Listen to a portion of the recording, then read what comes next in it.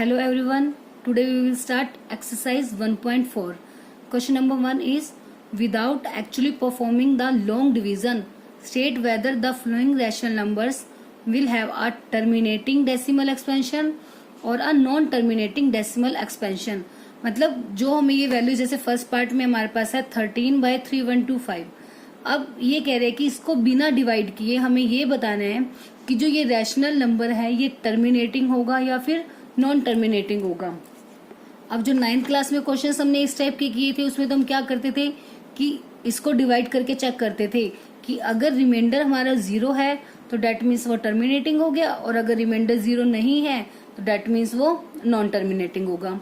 ठीक है, तो अब इसे हमने बिना actually performing the long division, मतलब लॉन्ग डिविजन अप्लाई नहीं करनी, उसके बिना ही हमें ये बताना है कि ये टर्मिनेटिंग होगा या फिर non terminating.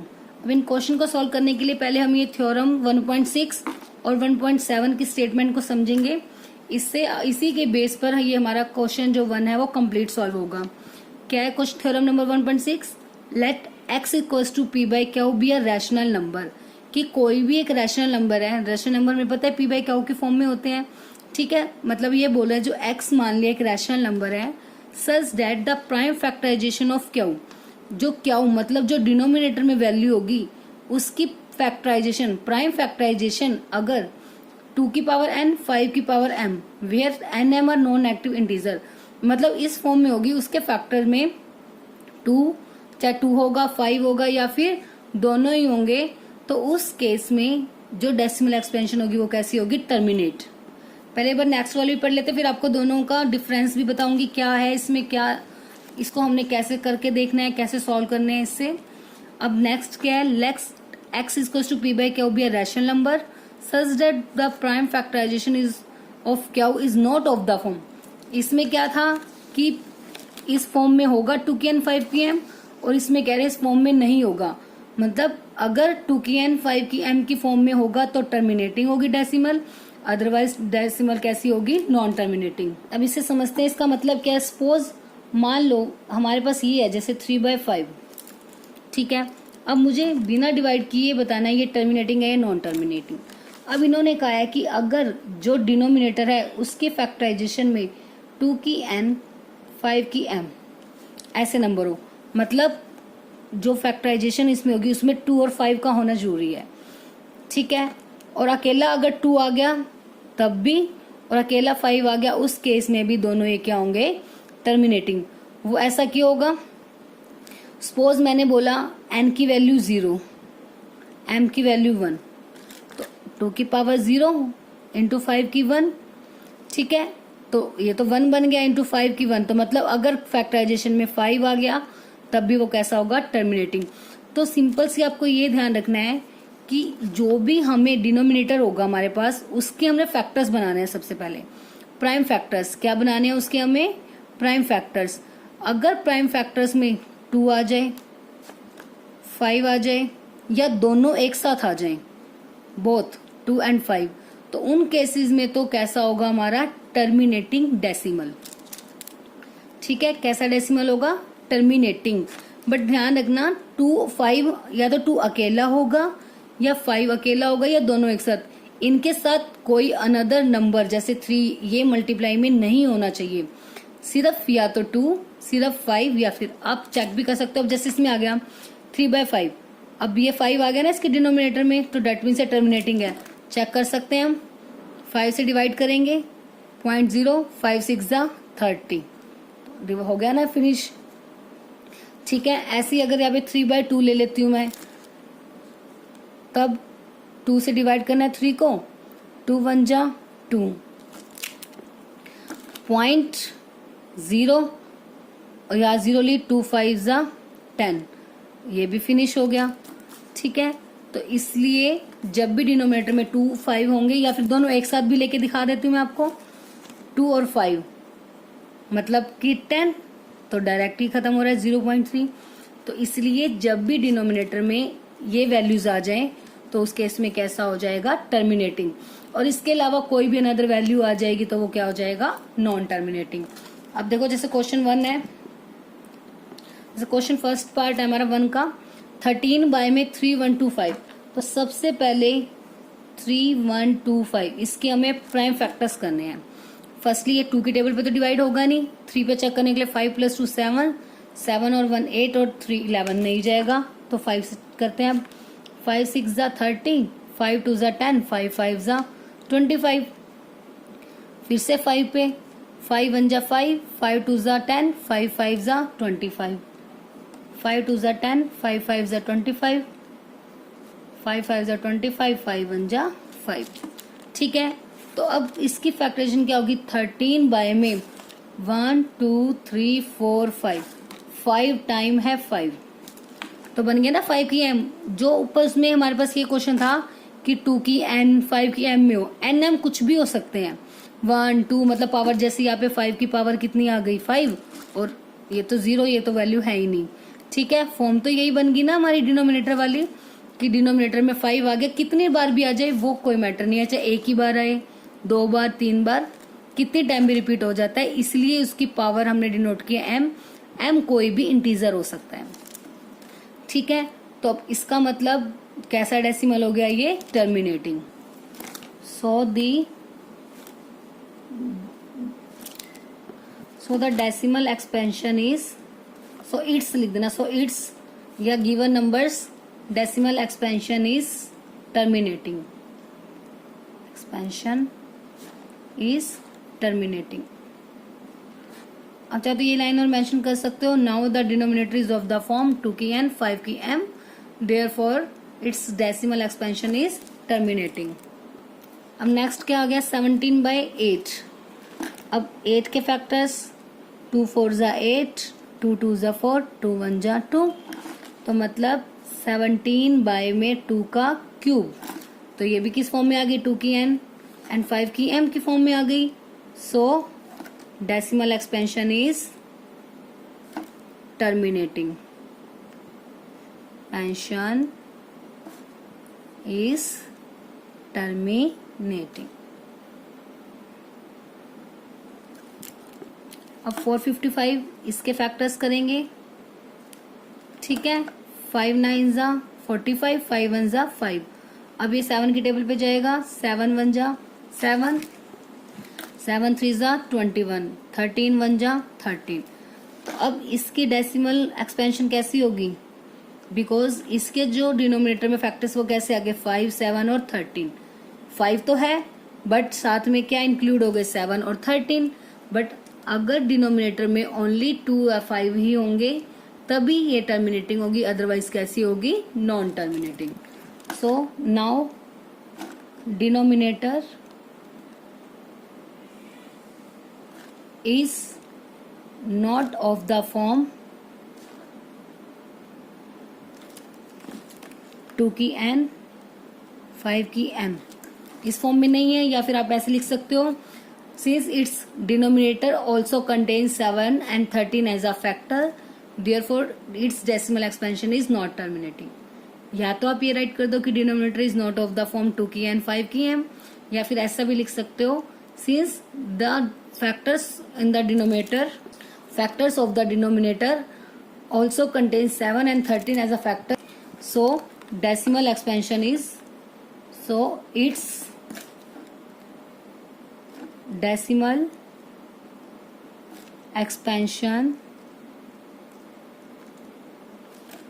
is not terminating।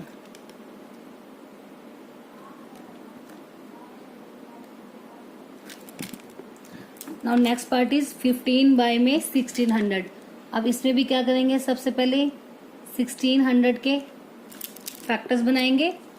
2 8 ज़ा 16, 0 की 0, 2 4 ज़ा 8, 0 की 0, 2 2 ज़ा 4, 0 एज इट इज, 100, 2 5 ज़ा 10, 0। अब 2 2 ज़ा 4, 2 5 ज़ा 10, तो 5 पे जाएगा, 5 5 ज़ा 25, 5 1 ज़ा 5। तो अब 15 बाय में 1600। ठीक है, तो अब इसकी क्या होगी फैक्टराइजेशन? 2 की पावर कितनी होगी? 1 2 3 4 5 6। 2 की तो हो गई 6 मल्टीप्लाई 5 की कितनी है? 2। ठीक है, अब इसमें भी जो हमारी एक्सपेंशन हो गई वो किस फॉर्म में हो गई, 2 और 5 की फॉर्म में हो गई। Now the factors of denominator are of the form, यहाँ पे लिख सकते हो द प्राइम फैक्टर्स या प्राइम फैक्टराइजेशंस ऑफ डिनोमिनेटर, और the prime factors of denominator are of the form 2 की n 5 की m। ठीक है, सो देयरफॉर 15 बाय में 1600 हैज terminating decimal expansion, या its given numbers decimal expansion is terminating। कुछ भी आप राइट कर सकते हो। Now next part is 29 by 343। अब 343 के फाइंड आउट करेंगे फैक्टर्स। ये 7 की टेबल पे जाएगा, 7 4 ज़ा 28, 6 कैरी बच गई, 63 हो गया, तो 7 9 ज़ा 63। अब 7 7 ज़ा 49, 7 1 ज़ा 7, तो अब 29 बाय 7 क्यूब। अब क्लियरली है यहाँ से जो डिनोमिनेटर है उसकी प्राइम फैक्टराइजेशन 2 की पावर n 5m की फॉर्म में नहीं है, तो that means its decimal expansion is non terminating. तो बस अब ये राइट कर देंगे, now prime factorisation of denominator is not of the form 2 and 5m, so 29 by 343 has non-terminating decimal expansion. Now 6 part 23 by में 2 cube 5 square। अब इसमें already हमें फैक्टर्स ही गिवन है, तो अब इसमें एक फैक्टर्स बनाने की नीड तो है नहीं, तो डायरेक्ट ही हमें दिख रहा है जो प्राइम फैक्टराइजेशन है डिनोमिनेटर की वो किस फॉर्म में है, 2 और 5 की फॉर्म में ही है। तो यही राइट करना है बस हमें, since prime factorisation of denominator is of the form 2 की n and 5 की m। अब जब प्राइम फैक्टराइजेशन इस फॉर्म में आ गई तो डेट मीन्स जो गिवन नंबर है has the terminating decimal expansion. ठीक है, सो देयरफॉर 23 बाय में 2 cube 5 square has the terminating decimal expansion. Now next part 129 by में 2 का स्क्वायर 5 7 7 की 5। अब इसमें ये तो दिख रहा है कि 2 की n 5 की m की फॉर्म में है, बट उसके साथ 7 भी फैक्टर आ गया, तो लेकिन अगर सिर्फ 2 स्क्वायर और 5 7 हमारे पास होता तो हम क्या कहते कि ये डेसिमल एक्सपेंशन कैसी है, टर्मिनेटिंग। बट जैसे इसके साथ 7 भी इंक्लूड हो गया तो डेट मीन्स जो ये हमारी प्राइम फैक्टराइजेशन कैसी हो जाएगी, क्यों सॉरी इसकी प्राइम फैक्टराइजेशन में 7 भी आ गया, तो इसका मतलब ये नॉन टर्मिनेटिंग डेसिमल एक्सपेंशन होगी इसकी। तो बस हम यही राइट करना है, since prime factorisation of the denominator is not in the form of 2 की n 5m। क्यों नहीं है 2 की n 5 की m में, वो तो है बिकॉज, इसका इसे रीजन भी हम साथ में देंगे, because it also contains 7 as a factor, कि जो इसकी फैक्टराइजेशन है उसमें 7 भी एक फैक्टर है। ठीक है, सो देयरफॉर 129 बाय में 2 स्क्वायर 5 7 7 की 5 have non terminating decimal expansion. अब नेक्स्ट 6 बाय 15, तो इसमें पहले क्या करेंगे, 15 के फैक्टर्स बनाएंगे, 3 5 ज़ा 15, 5 1 ज़ा 5। ठीक है, तो अब 6 बाय में 3 मल्टीप्लाई 5। अब आप सोचो 1 मिनट के लिए पहले कि क्या ये टर्मिनेटिंग होगा या नॉन टर्मिनेटिंग। एक बार वीडियो पॉज करो और एक बार खुद से इसका आंसर सोचो आप कि ये वैल्यू कैसी होगी। ये टर्मिनेटिंग है, क्यों है, अब देखो आप कहोगे कि इसमें तो 3 भी आ गया डिनोमिनेटर में, तो टर्मिनेटिंग कैसे है, बिकॉज ये 3 से 6 क्या हो जाएगा, कैंसिल, 3 1 जा 3, 3 2 जा 6, तो सिर्फ क्या बच गया हमारे पास 2 बाय में 5, क्योंकि जो चीज इसे क्या बना रही थी नॉन टर्मिनेटिंग वो वैल्यू तो हमारी कैंसिल आउट हो गई, तो क्या बच गया हमारे पास ऊपर 2 और डिनोमिनेटर में सिर्फ क्या रह गया 5। तो इसलिए अब डिनोमिनेटर में हमारे पास जब सिर्फ 5 रह गया तो ये 2 की n 5 की m फॉर्म बन गई, तो इसलिए जो डेसिमल एक्सपेंशन है वो कैसी हो जाएगी, टर्मिनेटिंग। क्लियर, अगर इस टाइप से कुछ भी अगर वैल्यू न्यूमरेटर से कट हो रही है, पहले हमने हमेशा इसलिए ये चीज चेक करनी है कि अगर कभी भी जो डिनोमिनेटर की हम जो फैक्टर्स बनाएंगे, अगर उसमें कभी कोई ऐसा नंबर आ रहा है कि जिससे वो नॉन टर्मिनेटिंग बन रहा है, बट अगर वो नंबर न्यूमरेटर से कट हो रहा है, अब देखो जैसे मैंने इसको 3 और 6 था, कट कर दिया तो ये 3 तो खत्म हो गया, ठीक है।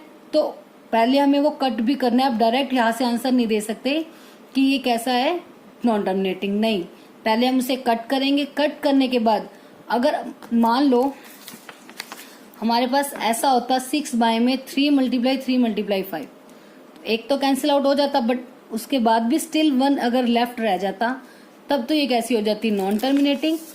बट यहाँ पे सिर्फ एक ही 3 था और वो भी कैंसिल आउट हो गया, तो अब डिनोमिनेटर में कोई ऐसी वैल्यू बची ही नहीं है जिससे जो इसे नॉन टर्मिनेटिंग करे, तो आवर आंसर इज टर्मिनेटिंग। तो यही लिख देंगे। Now it's prime factorisation. Now the prime factorisation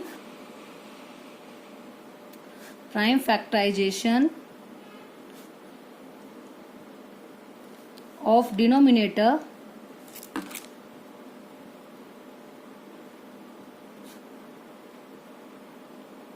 contains only 5 as a factor,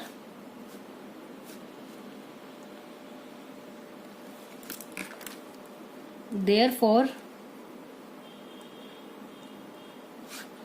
6 by 15 has terminating decimal expansion.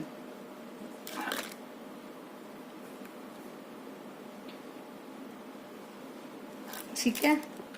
Now next part is 35 by में 50। अब इसमें भी 50 के बनाते हैं पहले फैक्टर्स। 25, 5 5 जा 25, 5 1 जा 5, ठीक है। तो क्या आ गया, 35 बाय में 2 मल्टीप्लाई 5 मल्टीप्लाई 5। तो अब यहीं पे डायरेक्ट आंसर दे दें कि टर्मिनेटिंग है तब भी ठीक है, नहीं तो अगर आप कट करना चाहो तो पहले कट भी कर सकते हो। अगर नहीं भी करोगे तब भी डेसिमल एक्सपेंशन टर्मिनेटिंग ही होगी, बिकॉज इसमें जो फैक्टर्स हैं वो सिर्फ 2 और 5 के फॉर्म में है। तो इस केस में मर्जी आप कट करो या नहीं। बट अगर इस टाइप का केस आ जाता है ना कि जो नॉन टर्मिनेटिंग नंबर भी बीच में आ रहा है, तो कट करना कंपल्शन है, क्योंकि उस केस में तो आपका आंसर ही बिल्कुल चेंज हो जाएगा। और इसमें तो कट करो या ना करो, आंसर पे तो कोई इफेक्ट होगा नहीं, तो इसलिए कर भी सकते हो और नहीं भी। तो अब बच के आ गया हमारे पास 10 नहीं लिखना क्योंकि हमें फैक्टर्स लिखने हैं ना, 2 मल्टीप्लाई 5। सो बस now the prime factorisation of the denominator is of the form 2 की n एंड 5 की m। So therefore 35 by 50 has a terminating decimal expansion. तो बस राइट कर दिया, since prime factorisation of denominator is of the form 2 की n 5m, therefore 35 by 50 has a terminating decimal expansion. Now the last part of the question, 77 by में 210। तो अब 210 के factors बनाएंगे। 2 1 जा 2, 1 तो जाएगा नहीं तो उसकी 0, 2 5 जा 10, क्योंकि जब एक साथ 2 डिजिट हम ब्रिंग डाउन करते हैं तो उस केस में 0 लग जाती है ना उसके प्लेस पर, तो 1 0 5। अब पहले चलो 5 पे कर देते हैं, अदरवाइज 3 पे भी जा रहा है ये। 5 2 जा 10, 5 1 जा 5, 3 7 जा 21, 7 1 जा 7। तो अब 77 बाय में 2 मल्टीप्लाई 5 मल्टीप्लाई 3 मल्टीप्लाई 7। अब 7 से तो ये कैंसिल आउट हो रहा है, बट स्टिल फिर भी हमारे पास डिनोमिनेटर में क्या है, 3, जो कि इस डेसिमल एक्सपेंशन को क्या बना रहा है, नॉन टर्मिनेटिंग। क्योंकि फैक्टर्स में 2 और 5 के साथ हमारे पास 3 आ रहा है, तो बस यही हमें इसमें राइट करना है कि जो प्राइम फैक्टराइजेशन है इसकी, उसमें 3 भी कंटेन है। So therefore its its decimal expansion is non terminating. बस यही राइट कर देंगे, since prime factorisation of denominator not in the form 2 की n 5m as it also contains 3 as a factor, क्योंकि 3 भी फैक्टर हो गया। Therefore 77 by 210 has not terminating decimal expansion.